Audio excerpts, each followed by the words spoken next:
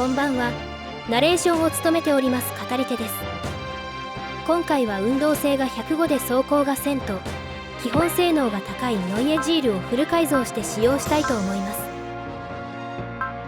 空、陸と地形適応が B のマウンテンサイクルから発掘できるノイエジールでありますが、元の最大攻撃力が3500と高くなっています。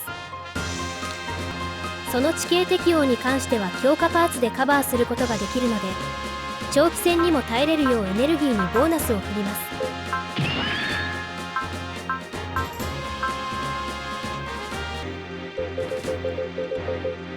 武器はフル改造することで1200上昇し、最大攻撃力が4700となります。 A アダプターを装備することで地形適応がオール A となり、また HPHGCP によって毎ターン 30% の187のエネルギーが回復可能となります。ではアンセスターと恐竜帝国との決着をつけに行きましょう。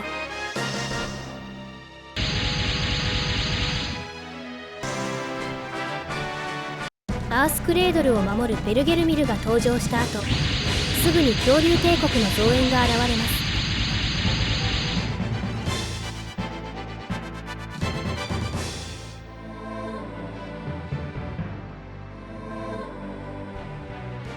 なのでアンセスターと恐竜帝国の大軍を相手にしなければならないのですが、まずはベルゲルミルを叩きます。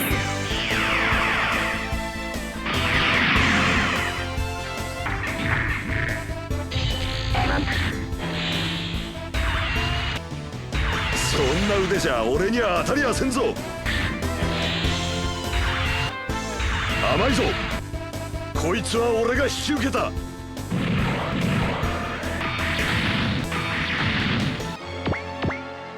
ノイエジールにはガトー少佐が登場されないので、オールドタイプの星という声もあるバニング大尉が登場されています。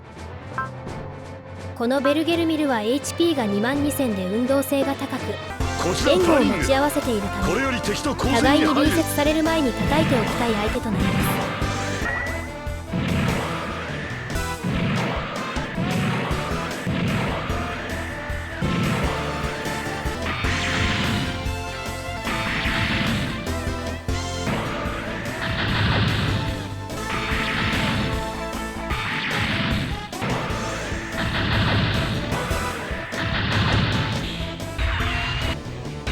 もっとよく狙え。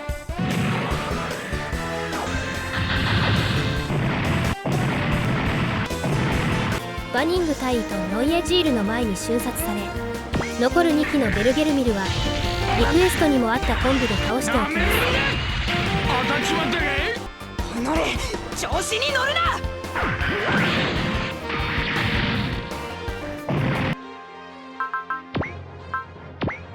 おー、照準。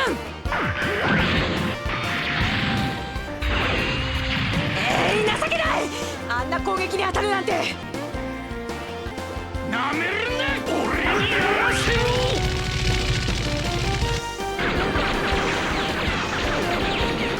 俺にやらせろ。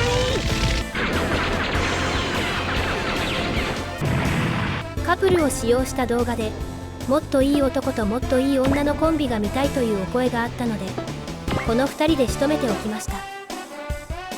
恐竜帝国の大軍を1人で引き止めていたのが、ケリーさんと一緒にバルバロを作り上げた方でもあり、王子でもありますね。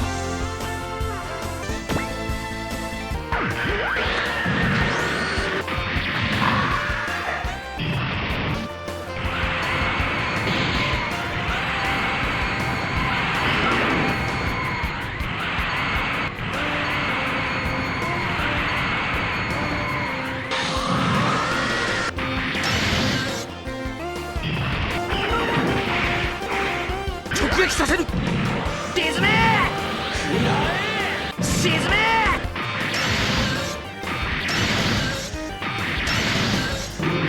貴様ら痛みを感じないの？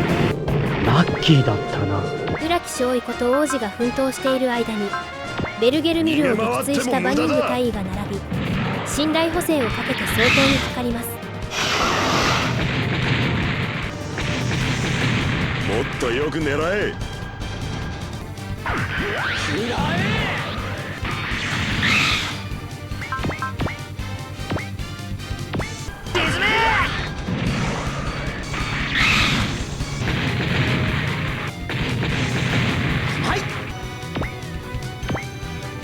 4万5000とやたらと HP が高いグダでありますが、バニング大尉と王子の援護を合わせた連携で攻撃することで一気に削っていきます。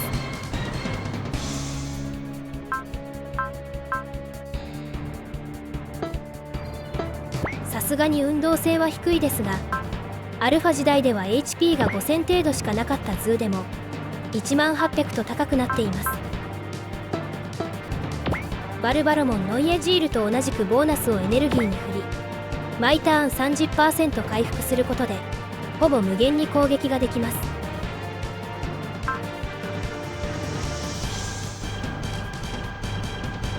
また王子の射撃値がニュータイプ並みに高く、援護攻撃もあるので、あとはひたすら大型メガ粒子砲を打ち込むのみとなっています。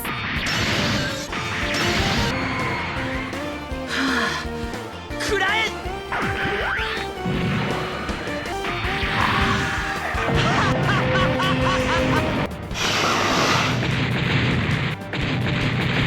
当たるわけにはいかない。沈め。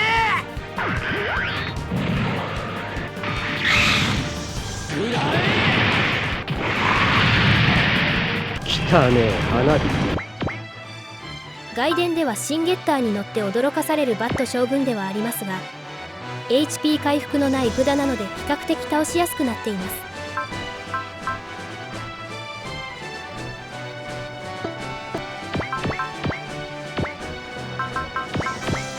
こちらバニング。おう、猿どもにしてはなかなか手応えがあるようだな。今度は貴様らを地の底へ叩き落としてやる。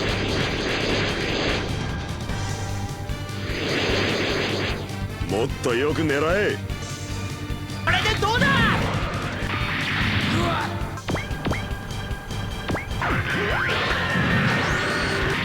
おう、姿なき恐竜空爆隊の恐ろしさを思い知るがいい。はい。バニング大尉の攻撃からの援護こいつは攻俺が引き受けた。撃、そしてすかさず王子が打ち込んでいくという形が本日のただ一つの戦術となります。心臓がもっとよく狙え。恐竜帝国の将軍たるこのわしがこんなことで。バット将軍、残念ではありますが底力が発動したところで、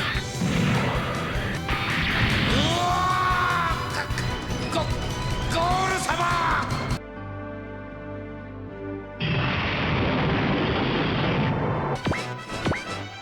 そして恐竜帝国の第一波の中には HP が4万5000の毎ターン1万3500回復してくるピクドロンがまだ控えています。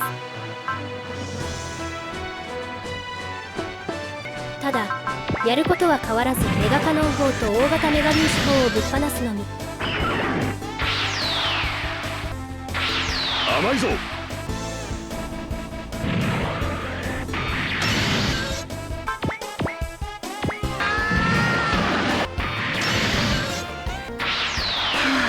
沈め。たまにはノイエジールのメガ粒子砲も。逃げ回っても無駄だ。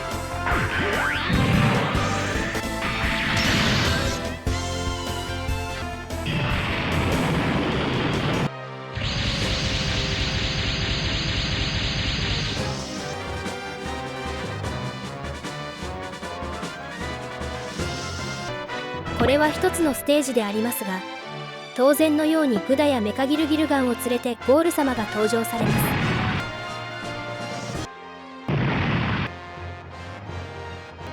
ならばこちらも本気を出さなければというところで、バニング大尉がガッツを発動されます。バニング大尉が到着されるまでの間はプラズマリーダーを使用しながらしのぎます。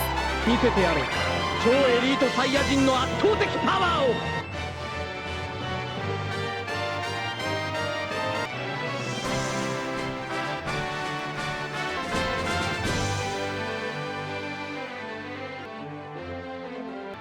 バニング大尉と並び体勢が整ったところで攻撃開始といきます。甘いぞ。戦いは一瞬で決まる。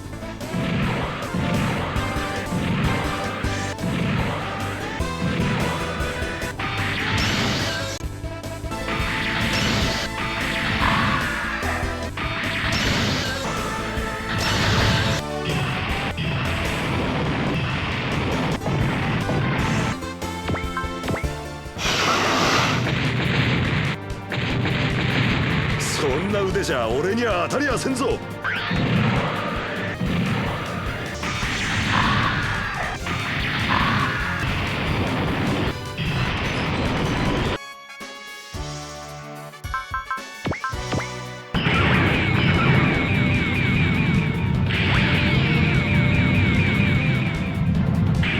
の程度の腕で戦場に出てくるな。毎ターン14400回復してくるメカギルギルガンですが、ガッツが発動したバニング大尉と王子の前ではただの HP が高いだけの敵となります。射程11のメガグラビトンウェーブも当たらなければどうということはありません。逃げ回っても無駄だ。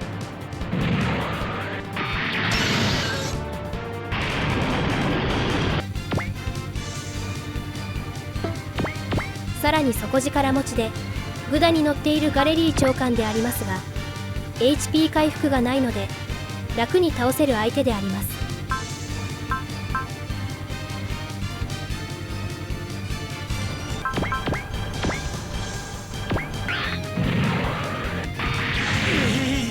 よくもやりよったな。恐竜帝国の科学力を見せてやる。甘い行くぞゴール様。このゴール、直々に引導を渡してくれるわ。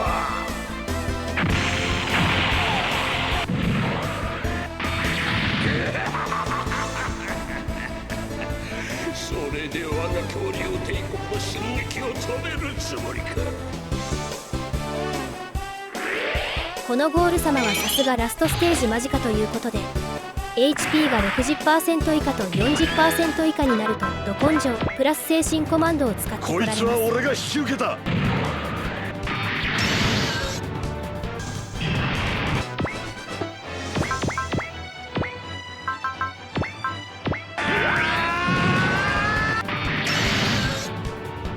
邪魔なメカギルギルガンを葬った後はゴール様となりますが HP6 万3000の台と防御力の高さが特徴となります。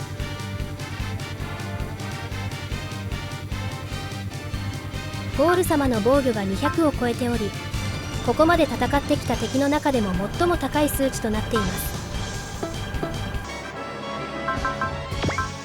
無敵戦艦隊、人間どもを蹴散らせ。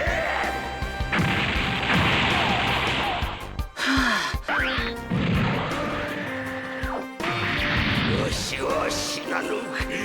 まだ死なぬぞ。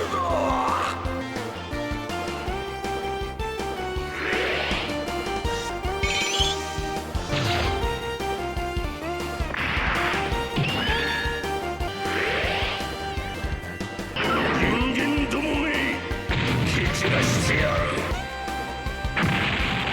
沈め。この帝王ゴールをここまで追い詰めるとは。ここで底力が発動されますが気にせずバニング大尉と王子のそう連携で落いう時はとします。身を隠すんだ。人間どもを蹴散らせ。これでどうだ。バカだ。この帝王ゴールが。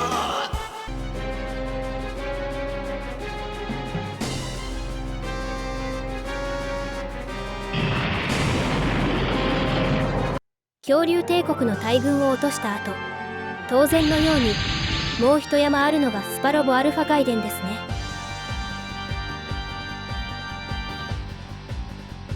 恐竜帝国まではこの2機でなんとかなると思っていましたがここからは正直未知数なので、とりあえず攻撃をしてみましょう。メイガスの剣なり。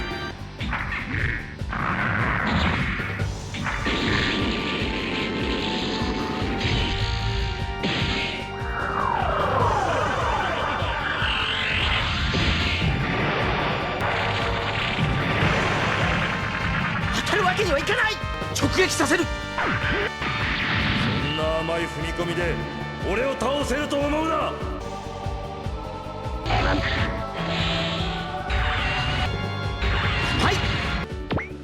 ゼンガー氏に精神コマンドなしでもダメージが入ることが分かったので、まずは周辺のベルゲルミルを落としていきます。序盤に登場したベルゲルミルより若干性能が上がっており、また同じく援護も2回できるようになっていますね。人形のくせにガタガタ抜かしやがって、粉々にしてやるぜ。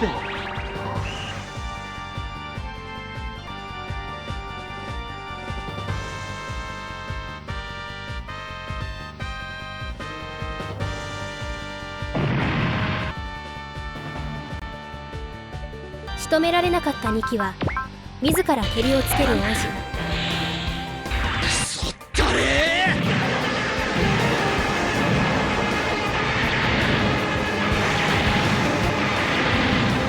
来たね、花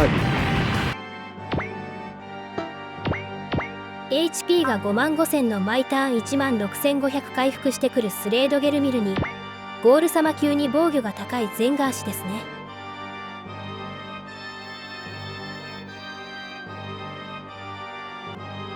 また格闘値が210と高く、攻撃力4200の残関闘との相性も抜群に良い能力となっています。メイガスの剣なり。そんな腕じゃ俺には当たりはせんぞ。逃げ回っても無駄だ。お前では俺の長き戦いの年月に終止符を打つことはできん。メイガスの剣なり。もっとよく狙え。一撃必殺の攻撃でなければ意味はないぞ。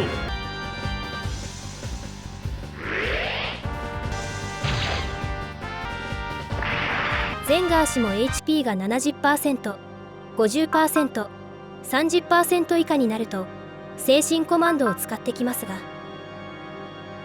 メイガスの剣なり。甘いぞ。そんな甘い踏み込みで俺を倒せると思うな。どうやらこちらも全力で仕掛けねばならんようだな。メイガスの剣なり。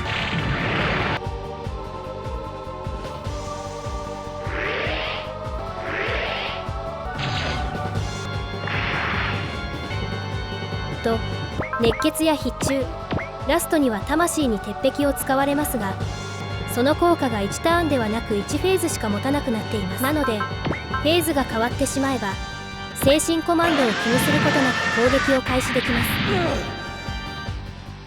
戦士として死を迎えるのなら本望だ。お前にこのスレードゲルミルを止めることはできん。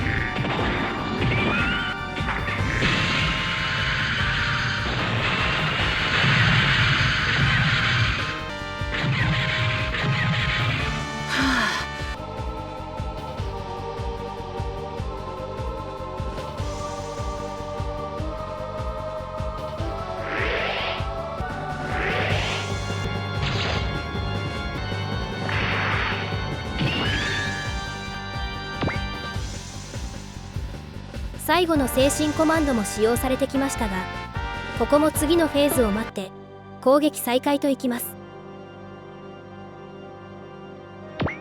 メイガスの剣なり。その程度の腕で戦場に出てくるな。どうやらこちらも全力で仕掛けねばならんようだな。ここで改めてゼンガー氏とバニング大尉の能力を比較してみると、格闘と射撃、防御と回避の違いはあれど互角の能力と言えます。さらに王子の射撃が215とゼンガー氏の格闘を上回っており、なおかつ命中が300超えを果たしていました。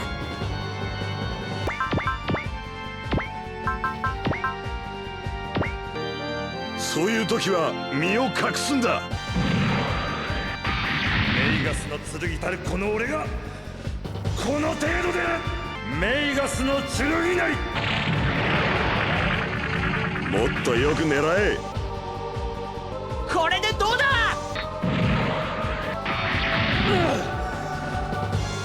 戦士として死を迎えるのなら本望だ。ここで気がついたのですが、ここまでバニング大尉と王子ともに精神コマンドを一度も使用することがなくラストまで来ていました。またゼンガー氏のガッツが発動し、命中率が多少上がっていますが、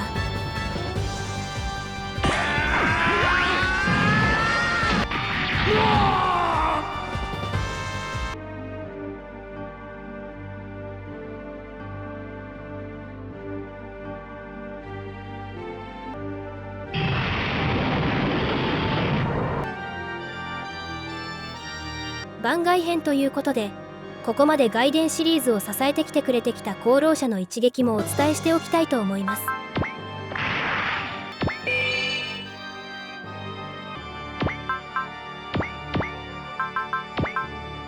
大尉、前方に何か黒い物体。大きい、とても大きい。落ち着け、死にゃせんぞ。うわー、嘘だろ。ずらすわけないじゃないかよ。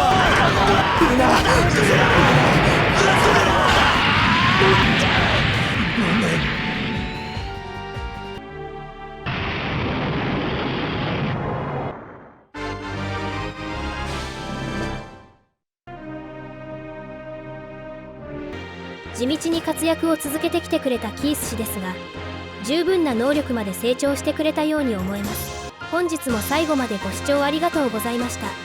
次回もまたよろしくお願いします。